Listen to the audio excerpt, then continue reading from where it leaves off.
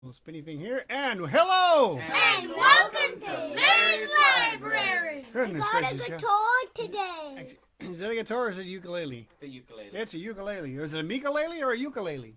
Ukulele. Maybe if it was 8 strings, it'd be a ukulele. And No. it actually works. Ah. Okay, well, we'll not have music accompaniment on our reading today. So today we're continuing Swiss Family Robinson. I found out apparently there are multiple versions of this book, different,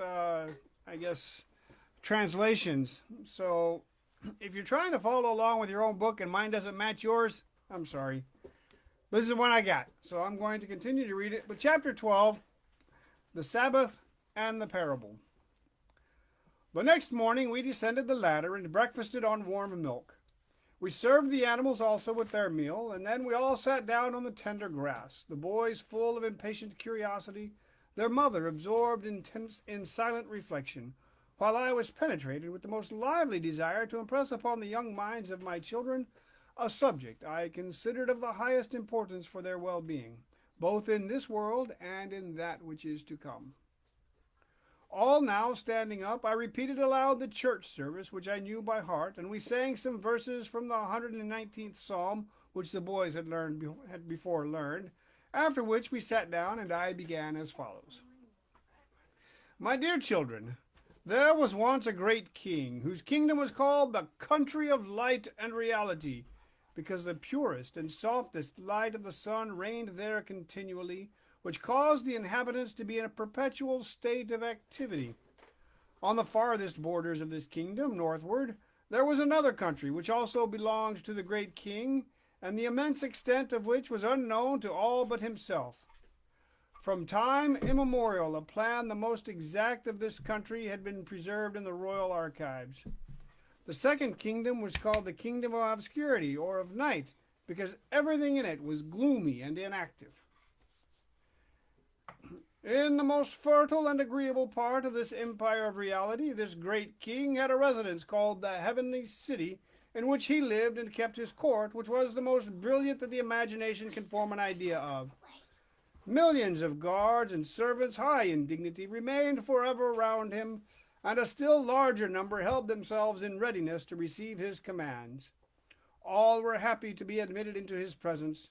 Their faces shone with the mildest joy. There was but one heart and one soul among them. The sentiment of paternal concord so united these beings that no envy or jealousy ever rose among them. Among the rest of the inhabitants of the heavenly city, there were some less close in their attendance upon the great king, but they were all virtuous, all happy, all had been enriched by the beneficence of the monarch, and what is of still higher price, had received constant marks of his paternal care. For his subjects were all equal in his eyes, and he loved them and treated them as if they had been his children. The great king had, besides the 2 kingdoms I have been describing, an uninhabited island of considerable extent. It was his wish to people and cultivate this island, for all within it was a kind of chaos. He destined it to be for some years the abode of such future citizens as he intended to receive finally into his residence, to which only such of his subjects were admitted as had rendered themselves worthy by their conduct. This island was called Earthly Abode. He who should have passed some time in it, and by his virtue, his application to labor, and the cultivation of the land, should have rendered himself worthy of reward, was afterwards to be received into the heavenly city, and made one of its happy inhabitants.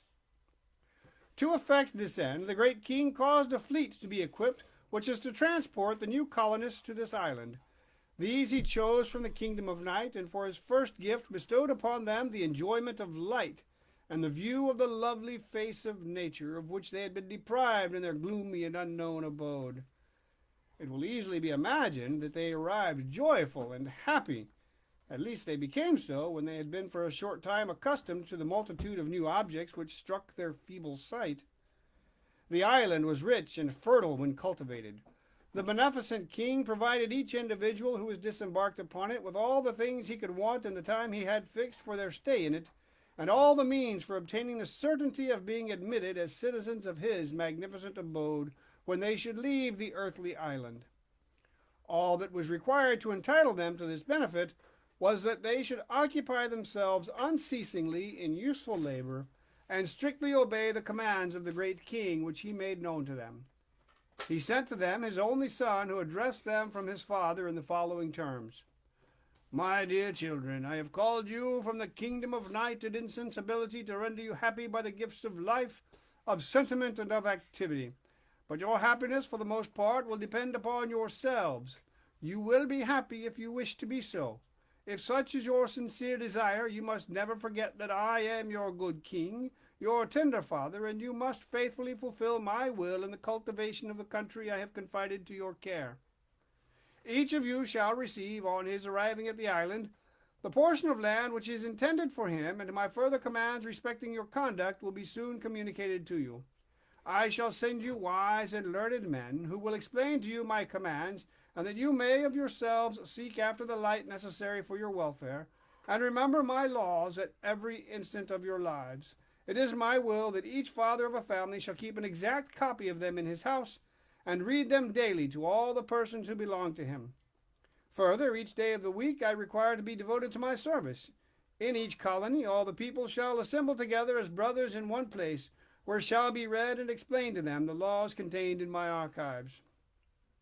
The rest of this day shall be employed in making serious reflections on the duties and destination of the colonists, and on the best means to fulfill the same. He who in his earthly abode shall most strictly have observed my will, who shall have best fulfilled the duties of a brother toward his fellow inhabitants, who shall have preserved his land in the best order, and shall show the largest produce from it, shall be recompensed for his deeds, and shall become an inhabitant of my magnificent residence in the heavenly city.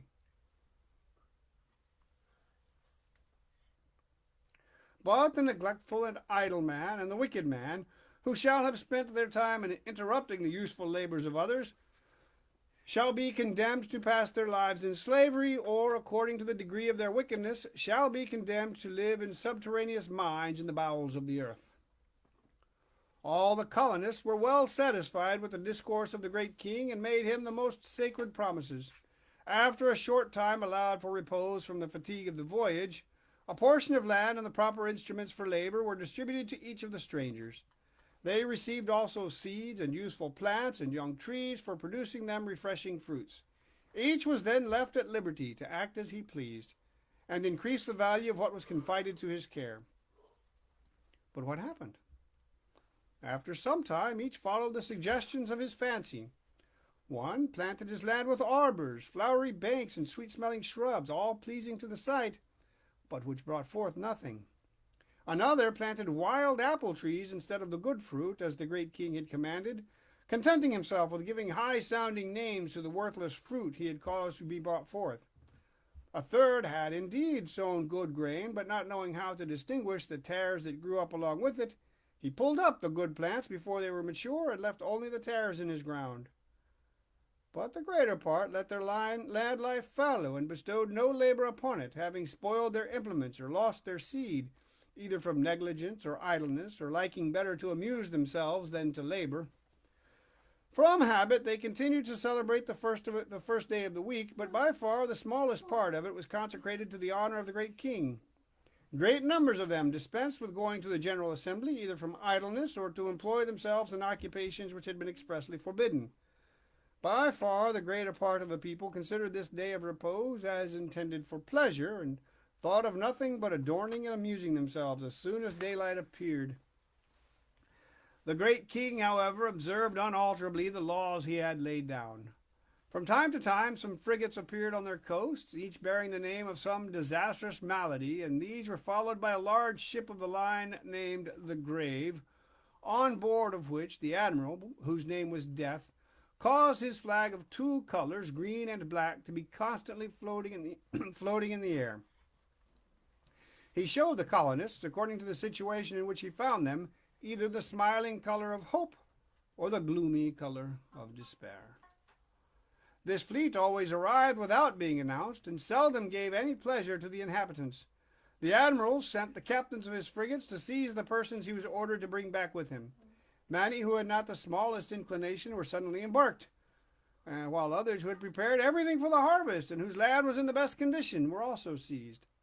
But these last took their departure cheerfully and without alarm, well knowing that nothing but happiness awaited them. It was those who were conscious they had neglected to cultivate their land who felt the most regret. It was even necessary to employ force to bring them under subjection.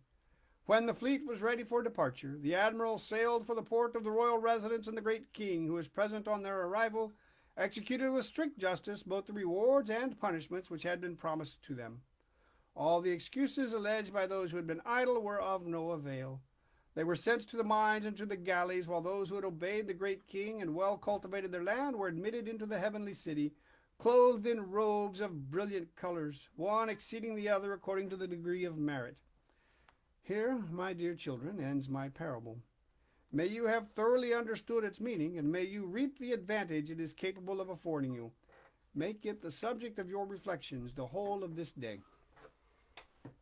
I then put different questions to my little congregation and explained what they had not perfectly comprehended, and after a short review of the principal parts of my discourse, I concluded by a moral application. Human creatures, said I, are the colonists of God. We are required to perform the business of probation for a certain period, and sooner or later are destined to be taken hence. Our final destination is heaven, and a perfect happiness with the spirits of the just men made perfect, and in the presence of the bountiful Father of us all. The piece of land entrusted to each is the soul, and according as he cultivates and ennobles it, or neglects or depraves it, will be his future reward or punishment. For ourselves, one and all, we will adopt the model of the good and zealous laborers, and should our exertions be a little painful, we shall think of the reward which awaits us, when we shall have adorned our souls with all that is good, just, and praiseworthy.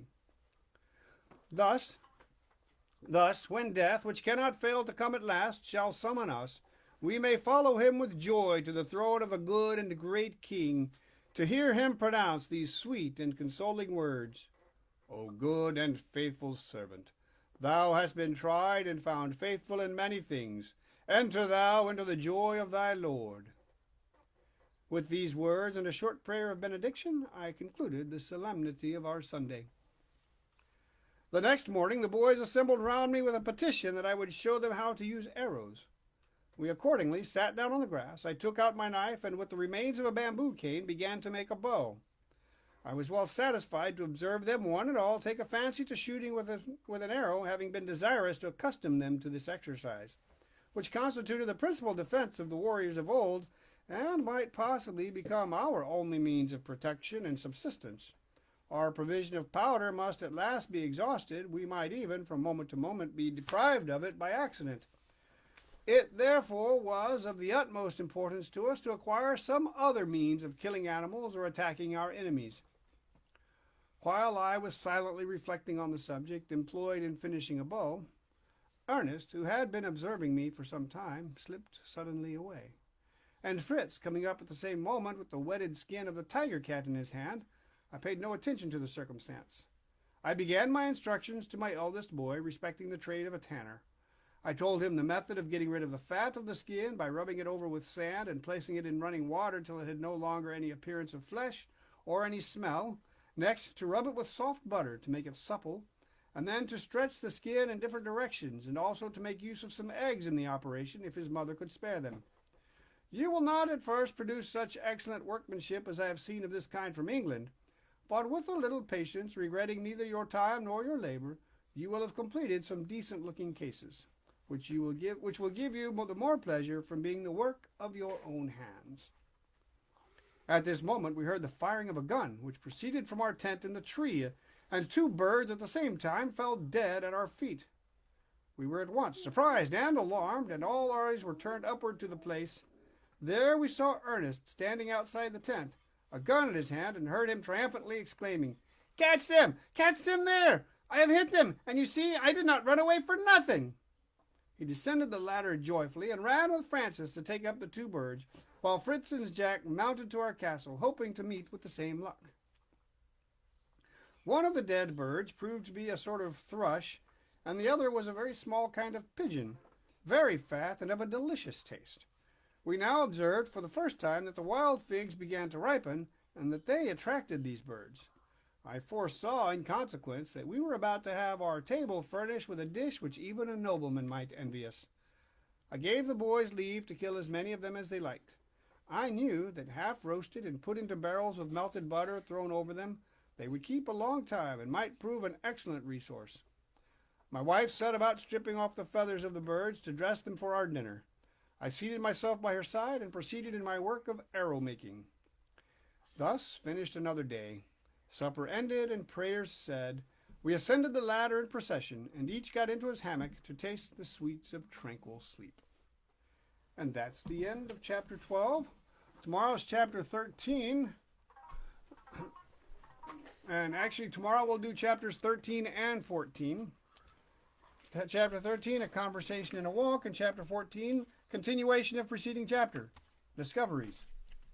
This has been Larry's Library. Bye. Thank you. Adios.